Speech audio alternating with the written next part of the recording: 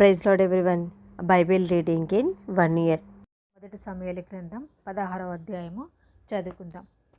అంతటా యెహోవా సమూయేలుతో ఇలాగు సెలవిచ్చెను, ఇశ్రాయేలు మీద రాజుగా ఉండకుండా నేను విసర్జించిన సౌలును గూర్చి నీవెంతకాలము దుఃఖింతువు?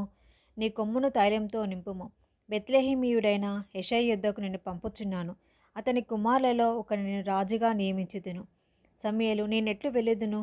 నేను వెళ్ళిన సంగతి సౌలు వినినెడల అతడు నన్ను చంపుననగా, యెహోవా, నీ ఒక పెయ్యను తీసుకొని పోయి యెహోవాకు బలిపశువును వధించుటకై వచ్చితినని చెప్పి యెషయిని బల్యార్పణమునకు అప్పుడు నీవు చేయవలసిన దాన్ని నీకు తెలియచేతును. ఎవని పేరు నేను నీకు చెప్పుదునో అతను నీవు అభిషేకింపవలనని సెలవీయగా, సమూయేలు యెహోవా ఇచ్చిన సెలవు చొప్పున బెత్లెహేమునకు వెళ్ళెను. ఆ ఊరి పెద్దలు అతని రాకకు భయపడి, సమాధానముగా వచ్చుచున్నావా అని అడగగా, అతడు సమాధానంగానే వచ్చి తిని, మీరు శుద్ధులై నాతో కూడా బలికి రండి అని చెప్పి యెషయిని అతని కుమారులను శుద్ధి చేసి బలి అర్పించెను. వారు వచ్చినప్పుడు అతడు ఎలియాబును చూచి, నిజంగా యెహోవా అభిషేకించేవాడు ఆయన ఎదుట నిలిచి ఉన్నాడు అనుకొనెను. అయితే యెహోవా సమూయేలుతో ఇలాగూ సెలవిచ్చెను, అతని రూపమును అతని ఎత్తును లక్ష్యపెట్టకుము. మనుషులు లక్ష్యపెట్టు వాటిని యెహోవా లక్ష్యపెట్టడు. నేను అతన్ని త్రోసివేసి ఉన్నాను. మనుషులు పైరూపమును లక్ష్యపెట్టుదురు, కానీ యెహోవా హృదయమును లక్ష్యపెట్టును. యెషయి అబీనాదాబును పిలిచి సమూయేలు ఎదుటికి అతని రప్పింపగా, అతడు యెహోవా ఇతన్ని కోరుకొనలేదనెను. యెషయి షమ్మాను పిలువగా, అతడు యెహోవా ఇతనిని కోరుకొనలేదనెను. యెషయి తన 7 కుమారులను సమూయేలు ఎదుటికి పిలువగా, సమూయేలు, యెహోవా వీరిని కోరుకొనలేదని చెప్పి, నీ కుమారులందరూ ఇక్కడ ఉన్నారా అని యెషయిని అడగగా, అతడు, ఇంకను కడసారి వాడున్నాడు, అయితే వాడు గొర్రెలను కాయచున్నాడని చెప్పెను. అందుకు సమూయేలు, నీవు వాణ్ణి పిలిపించుము, అతడిక్కడికి వచ్చే వరకు మనము కూర్చుందామని యెషయితో చెప్పగా, అతడు వాని పిలువనంపించి లోపలికి తోడుకొని వచ్చాను. అతడు ఎర్రని వాడును, చక్కని నేత్రములు కలవాడును, చూచుటకు సుందరమైన వాడునై ఉండెను. అతడు రాగానే, నేను కోరుకున్నవాడు ఇతడే, నీవు లేచి వాడిని అభిషేకించుమని యెహోవా సెలవీయగా, సమూయేలు తైలపు కొమ్మును తీసి వాని సహోదరుల ఎదుట వాడిని అభిషేకము చేసెను. నాట నుండి యెహోవా ఆత్మ దావీదు మీదికి బలముగా వచ్చెను. తర్వాత సమూయేలు లేచి రామాకు వెళ్ళిపోయాను. యెహోవా ఆత్మ సౌలుని విడిచిపోయి, యెహోవా యుద్ధ నుండి దురాత్మ ఒకటి వచ్చి అతన్ని వెరిపింపగా, సౌలు సేవకులు, దేవుని యుద్ధ నుండి వచ్చిన దురాత్మ ఒకటి నిన్ను వెరిపించి ఉన్నది. మా ఏలినవాడవైన నీవు ఆజ్ఞయిమ్ము, నీ దాసులమైన మేము సిద్ధముగా ఉన్నాము. సితార చమత్కారముగా వాయింపగా ఒకని విచారించుటకే మాకు సెలవిమ్ము. దేవుని యుద్ధ నుండి దురాత్మ వచ్చి నిన్ను పట్టినప్పుడెల్లా అతడు సితార చేత పట్టుకొని వాయించుట చేత నీవు బాగుపడదువని అతనితో అనిరి. సౌలు, బాగుగా వాయింపగల ఒకని విచారించి నా యుద్ధకు తీసుకుని రండని తన సేవకులకు సెలవీయగా, వారిలో ఒకడు, చిత్తగించెము, బెత్లెహేమీయుడైన యెషయి యొక్క కుమారులలో ఒకని చూచితిని. అతడు చమత్కారముగా వాయింపగలవాడు. అతడు బహుశూరుడును, యుద్ధశాలియు, మాట నేర్పయు, రూపసియునై ఉన్నాడు. మరి యెహోవా వానికి తోడుగా నున్నాడనగా, సౌలు యెషయి యొద్దకు దూతలను పంపి, గొర్రెల యొద్దనున్న నీ కుమారుడైన దావీదును నా యొద్దకు పంపుమనెను. అప్పుడు యెషయి ఒక గర్దభము మీద రొట్టెలను, ద్రాక్షారసపు తిత్తిని, ఒక మేకపిల్లను వేయించి తన కుమారుడైన దావీదు చేత సౌలునొద్దకు పంపెను. దావీదు సౌలు దగ్గరకు వచ్చి అతని ఎదుట నిలవడగా, అతని యందు సౌలునకు బహు ఇష్టము పుట్టెను. అతడు సౌలు ఆయుధములను మోయువాడాయెను. అంతటా సౌలు, దావీదు నా అనుగ్రహము పొందెను కనుక అతడు నా సముఖమందు సేవ చేయుటకు ఒప్పుకొనమని యెషయికి వర్తమానం పంపెను. దేవుని యుద్ధ నుండి దురాత్మ వచ్చి సౌలును పట్టినప్పుడెల్లా దావీదు సితార చేత పట్టుకొని వాయింపగా దురాత్మ అతన్ని విడిచిపోయాను. అప్పుడు అతడు సేదదీరి బాగయ్యెను. మొదటి సమూయేలు గ్రంథం 17వ అధ్యాయం. ఫిలిష్తీయులు తమ సైన్యములను యుద్ధమునకు సమకూర్చి యూదా దేశంలోని షోకోలో కూడి ఎఫెస్దా షిమ్యము దగ్గర షోకోకును అజేకాకును మధ్యను దిగి ఉండగా, సౌలును ఇశ్రాయేలును కూడివచ్చి ఏలా లోయలో దిగి ఫిలిష్తీయులకెదురుగా యుద్ధ పంక్తులు తీర్చిరి. ఫిలిష్తీయులు ఆ తట్టు పర్వతము మీదను, ఇశ్రాయేలు ఈ తట్టు పర్వతం మీదను నిలిచి ఉండగా, ఉభయుల మధ్యను ఒక లోయ ఉండెను. గాతు వాడైన గొల్యాతు అను శూరుడొకడు ఫిలిష్తీయుల దండులో నుండి బయలుదేరుచుచుండెను. అతడు 6 మూళ్ళ జేయనడు ఎత్తు మనిషి. అతని తలమీదికి రాగి శిరస్త్రాణం ఉండెను. అతడు యుద్ధ కవచము ధరించి ఉండెను. ఆ కవచము 5,000 తులముల రాగి ఎత్తుగలది. మరియు అతని కాళ్లకు రాగి కవచమును, అతని భుజముల మధ్యను రాగి బల్లెమొకటి ఉండెను. అతని ఈటె కర్రనేత గాని దోణె అంత పెద్దది. మరియు అతని ఈటె కొన 600 తులముల ఇనుము ఎత్తుగలది. ఒకడు డాలును మోయచు అతని ముందర పోవచుండెను. అతడు నిలిచి ఇశ్రాయేలు దండువారిని పిలిచి, యుద్ధపంతులు తీర్చుటకై మీరెందుకు బయలుదేరి వచ్చితిరి? నేను ఫిలిష్తీయుడను కాను. మీరు సౌలు దాసులు కారా? మీ పక్షముగా ఒకరిని ఏర్పరచుకొని అతడు నా యుద్ధకు పంపుడి. అతడు నాతో పోట్లాడి నన్ను చంపగలిగినడలా మేము మీకు దాసుల మగుదము. నేను అతన్ని జయించి చంపినడలా మీరు మాకు దాసులై మాకు దాస్యము చేయుదురు. ఈ దినమున నేను ఇశ్రాయేలు సైన్యములను తిరస్కరించుచున్నాను. ఒకరు నియమించినడలా వాడును నేనును పోట్లాడుదమని ఆ ఫిలిస్తీయుడు చెప్పుచూ వచ్చెను. సౌలును ఇశ్రాయేలందరినూ ఆ ఫిలిస్తీయుని మాటలు వినినప్పుడు బహుభీతులైరి. దావీదు యూదా బెత్లెహేము వాడగు ఎఫ్రాతీయుడైన యెషయి అనువాని కుమారుడు. యెషయికి 8 కుమారులుండిరి. అతడు సౌలు కాలమందు జనులలో ముసలివాడై ఉండెను. అయితే యెషయి యొక్క 3 పెద్ద కుమారులు యుద్ధమునకు సౌలు వెంటకు పోయి ఉండెరి. యుద్ధమునకు పోయిన అతని 3 కుమారుల పేరులు ఏవనగా, జ్యేష్ఠుడు ఎలియాబు, రెండోవాడు అబినాదాబు, మూడోవాడు షమ్మా. దావీదు కనిష్ఠుడు. పెద్దవారైన 3 సౌలు వెంటను పోయి ఉండేరి. కానీ దావీదు బెత్లెహేంలో తన తండ్రి గొర్రెలను మేపుచూ సౌలు నొద్దకు తిరిగిపోవచ్చు వచ్చుచూ నుండెను.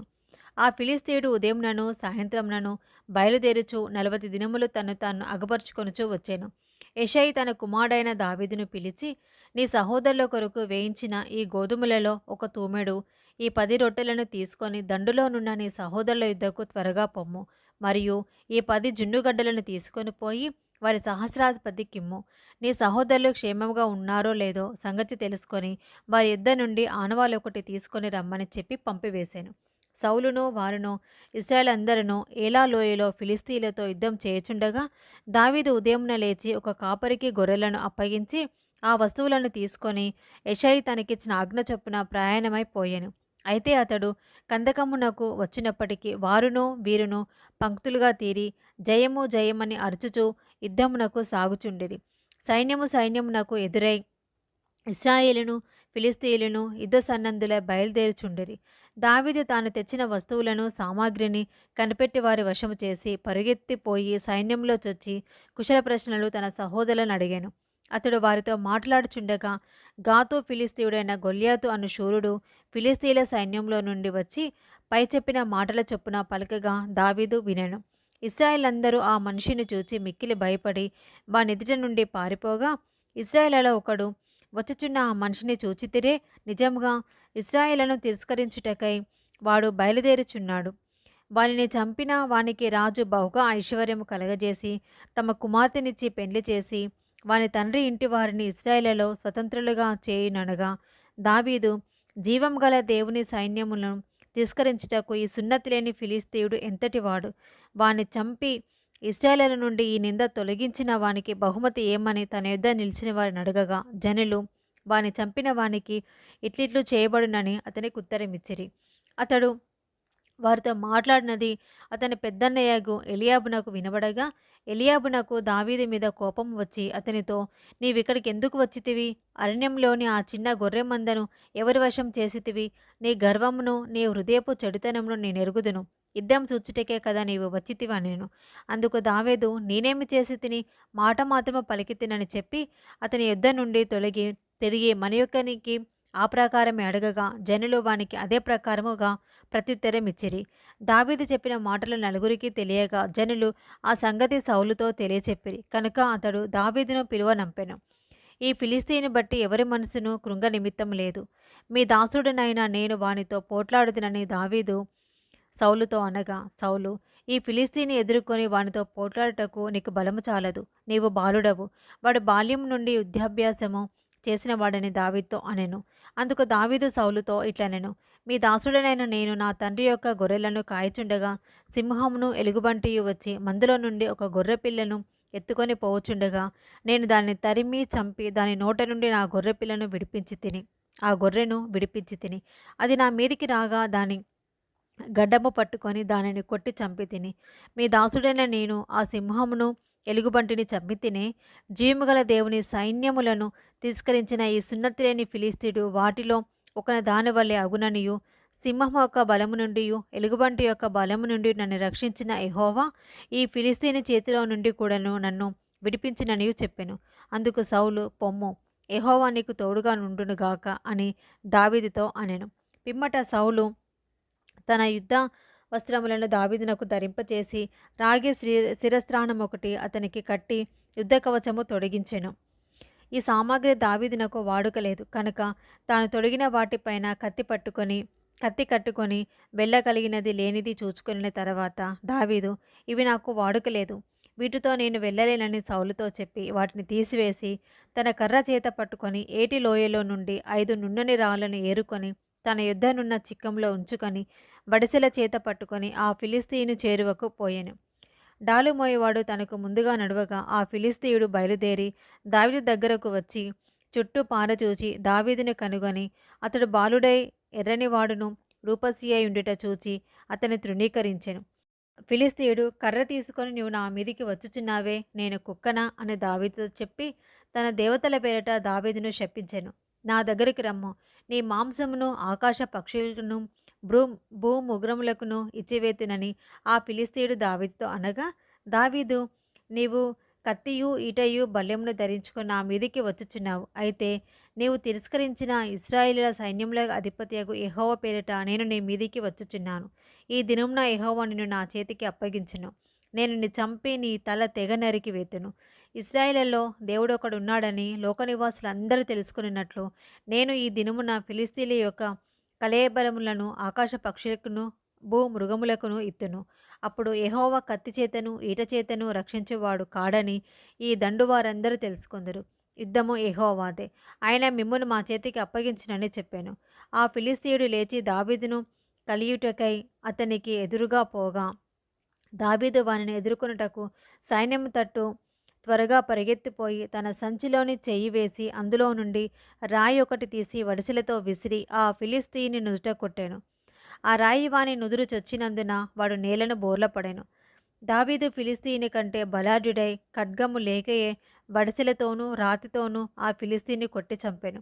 వాడు బోర్ల పడగా దావీదు పరిగెత్తిపోయి ఫిలిస్తీని మీద నిలుచుండి వాని కత్తి వరలో దూసి దానితో వాని చంపి వాని తల తెగ వేసెను. ఫిలిస్తీన్లు తమ శూరుడు చచ్చుట చూచి పారిపోయిరి. అప్పుడు ఇశ్రాయేలు వారును యూదావారును లేచి జయము జయమని అరుచుచు లోయ వరకును షరాయిము ఎక్రోను వరకును ఫిలిస్తీన్లను తరమగా ఫిలిస్తీన్లు హతులై షరాయిము ఎక్రోను మార్గమున గాతు ఎక్రోను అనే పట్టణంల వరకు కూలిరి. అప్పుడు ఇశ్రాయేలు ఫిలిస్తీన్లను తరుముట మాని తిరిగి వచ్చి వారి డేరాలను దోచుకొనిరి. అయితే దావీదు ఆ ఫిలిస్తీయుని ఆయుధములను తన డేరాలో ఉంచుకొని అతని తలను తీసుకొని యెరూషలేమునకు వచ్చాను. సౌలు దావీదు ఫిలిస్తీనికి ఎదురుగా పోవుట చూచినప్పుడు తన సైన్యాధిపతి అయిన అబ్నేరును పిలిచి, అబ్నేరు, ఈ యవనుడు ఎవని కుమారుడని అడగగా అబ్నేరు, రాజా, నీ ప్రాణం తోడు నాకు తెలియదనెను. అందుకు రాజు, ఈ పడుచువాడు ఎవని కుమారుడో అడిగి తెలుసుకొమ్మని అతనికి ఆజ్ఞ ఇచ్చాను. దావీదు ఫిలిస్తీయులను చంపి తిరిగి వచ్చినప్పుడు అబ్నేరు అతని పిలుచుకొని పోయి ఫిలిస్తీని తల చేతనుండగా అతని సౌలు దగ్గరకు తోడుకొని వచ్చాను. సౌలు అతనిని చూచి, చిన్నవాడా, నీవెవని కుమారుడవని అడగగా దావీదు, నేను బెత్లెహేమీయుడైన యెషయి అను నీ దాసుని కుమారుడని ప్రత్యుత్తరం ఇచ్చాను. 1 సమూయేలు గ్రంథం 18వ అధ్యాయము. దావీదు సౌలుతో మాట్లాడుట చాలించినప్పుడు యోనాతాను హృదయము దావీదు హృదయంతో కలిసిపోయాను. యోనాతాను దావీదును తన ప్రాణ స్నేహితునిగా భావించుకొని అతన్ని ప్రేమించెను. ఆ దినమున అతని తండ్రి ఇంటికి తిరిగి అతని వెళ్ళనీయక సౌలు అతన్ని చేర్చుకొనెను. దావీదు తనకు ప్రాణ స్నేహితుడిని భావించుకొనిన అతనిని ప్రేమించుచు యోనాతాను అతనితో నిబంధన చేసుకొనెను. మరియు యోనాతాను తన దుప్పటిని, తన కత్తిని, తన విల్లును, నడికట్టును తీసి దావీదునకిచ్చెను. దావీదు సౌలు తనను పంపిన చోటుకెళ్ళను పోయి సుబుద్ధి కలిగి పని చేసుకొని వచ్చెను కనుక సౌలు యోధుల మీద అతనిని నియమించెను. జనులందరి దృష్టికి, సౌలు సేవకుల దృష్టికి దావీదు అనుకూలుడై ఉండెను. దావీదు ఫిలిస్తీని హతం చేసి తిరిగి వచ్చినప్పుడు ఈ స్త్రీలు ఇశ్రాయేళ్ల ఊళ్ళన్నిటిలో నుండి తంబురతోనూ సంభ్రముతోనూ వాద్యములతోనూ పాడుచు నాట్యమాడుచు రాజైన సౌలును ఎదుర్కొనుటకై వచ్చిరి. ఆ స్త్రీలు గాన ప్రతిగానములు చేయుచు వాయించుచు సౌలు వేల కొలదియు దావీదు 10,000 కొలదియు శత్రువులను హతం చేసిరనిరి. ఆ మాటలు సౌలునకు ఇంపుగా ఉండనందున అతడు బహుకోపము తెచ్చుకొని, వారు దావీదునకు 10,000 కొలది అనియు నాకు 1,000 కొలది అనియు స్తుతులు పాడిరే, రాజ్యం తప్ప మరి ఏమి అతడు తీసుకొనగలడు అనుకొనెను. కాబట్టి నాటి నుండి సౌలు దావీదు మీద విషపు చూపు నిలిపెను. మరునాడు దేవుని యొద్ద నుండి దురాత్మ సౌలు మీదికి బలముగా వచ్చినందున అతడు ఇంటిలో ప్రవచించుచుండగా దావీదు మునుపటిలాగున వీణ చేత పట్టుకొని వాయించెను. ఒకప్పుడు సౌలు చేతిలో ఒక ఈట ఉండగా ఆ ఈటను విసిరెను. అయితే అది తగలకుండా దావీదు 2 మార్లు తప్పించుకొనెను. యెహోవా తనను విడిచి దావీదునకు తోడయుండుట చూచి సౌలు దావీదునకు భయపడెను. కాబట్టి సౌలు అతని తన యొద్ద నుండనీయక సహస్రాధిపతిగా చేసెను. అతడు జనులకు ముందుగా వచ్చుచూ పోవచ్చు నుండెను. మరియు దావీదు సమస్త విషయములలో సుబుద్ధి కలిగి ప్రవర్తింపగా యెహోవా అతనికి తోడుగా ఉండెను. దావీదు మిగిల సుబుద్ధి గలవాడే ప్రవర్తించుట సౌలు చూచి మరి అధికముగా అతనికి భయపడెను. ఇశ్రాయేలు వారితోనూ యూదా వారితోనూ దావీదు జనులకు ముందు వచ్చుచూ పోవచ్చు నుండ చేత వారు అతనిని ప్రేమింపగా సౌలు నా చెయ్యి వాని మీద పడకూడదు, ఫిలిస్తీయుల చెయ్యి వాని మీద పడునుగాక అనుకొని దావీదు నా పెద్ద కుమార్తె అయిన మేరబును నీకిత్తును, నీవు నా నా పట్ల యుద్ధశాలివై ఉండి యెహోవా యుద్ధములను జరిగింపవలెననెను. అందుకు దావీదు రాజు నాకు అల్లుడగుటకు నేనెంతటి వాడను, నా స్థితి అయినను ఇశ్రాయేలులో నా తండ్రి కుటుంబమైనను ఏపాటివని సౌలుతో అనెను. అయితే సౌలు కుమార్తె అయిన మేరాబును దావీదునకు ఇయ్యవలసి ఉండగా సౌలు ఆమెను మెహోలతీయుడైన అద్రియేలుకిచ్చి పెళ్లి చేశాను. అయితే తన కుమార్తె అయిన మీకాలు దావీదు మీద ప్రేమ కలిగి ఉండగా సౌలు విని సంతోషించి ఆమె అతనికి ఉరిగా ఉన్నట్లు ఫిలిస్తీన్ల చెయ్యి అతని మీద నుండినట్లును నేను ఆమెను అతనికిత్తును అనుకొని ఇప్పుడు నీవు మరి ఒక దాని చేత నాకు అల్లుడవగుదువని దావీదుతో చెప్పి తన సేవకులను పిలిపించి మీరు దావీదుతో రహస్యముగా మాట్లాడి రాజు నీ యందు ఇష్టం కలిగి ఉన్నాడు, అతని సేవకులందరూ నీ ఎడల స్నేహంగానున్నారు, కాబట్టి నీవు రాజునకు అల్లుడు కావాలనని చెప్పవలెనని ఆజ్ఞ ఇచ్చెను.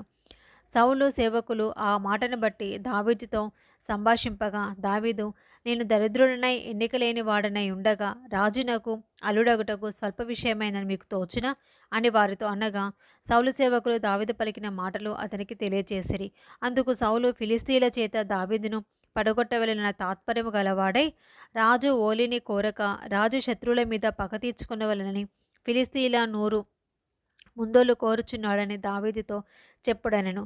సౌలు సేవకులు ఆ మాటలు దావీదునకు తెలియచేయగా తాను రాజునకు అల్లుడు కావాలనన్న కోరిక గలవాడై గడువు దాటక మునిపే లేచి తన వారితో పోయి ఫిలిస్తీన్లలో 200 మందిని హతము చేసి వారి ముందోళ్లు తీసుకొని వచ్చి రాజునకు అల్లుడగుటకై కావలసిన లెక్క పూర్తి చేసి అప్పగింపగా సౌలు తన కుమార్తె అయిన మీకాలును అతనికిచ్చి పెళ్లి చేశాను. యెహోవా దావీదునకు తోడుగా ఉండుటయు తన కుమార్తె అయిన మీకాలు అతని ప్రేమించుటయు సౌలు చూచి దావీదునకు మరి అధికముగా భయపడి ఎల్లప్పుడూ దావీదు మీద విరోధముగా ఉండెను. ఫిలిస్తీన్ల సర్దారులు యుద్ధమునకు బయలుదేరుచూ వచ్చిరి. వారు బయలుదేరినప్పుడెల్లను దావీదు బహు వివేకము కలిగి ప్రవర్తించుచూ రాగా సౌలు సేవకులందరికంటే అతని పేరు బహు ప్రసిద్ధికెక్కెను. ఇది ఈరోజు భాగం అండి. Praise the lord.